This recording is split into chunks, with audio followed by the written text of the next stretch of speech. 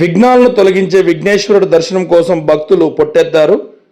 చిత్తూరు జిల్లా కాణిపాకంలోని స్వయంభూ శ్రీ వరసిద్ధి వినాయక స్వామివారి ఆలయంలో ఆదివారం భక్తులు భారీ రద్దీ నెలకొంది.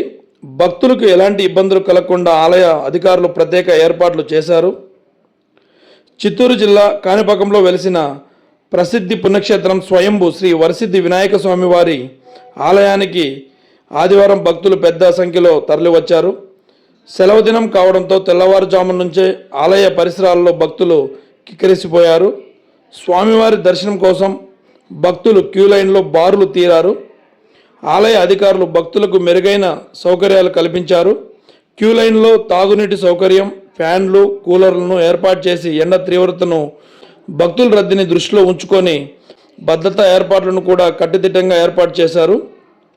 ఆలయం సిబ్బంది, పోలీస్ సమన్వయంతో దర్శనం సాఫీగా జరిగేలా చర్యలు చేపట్టారు.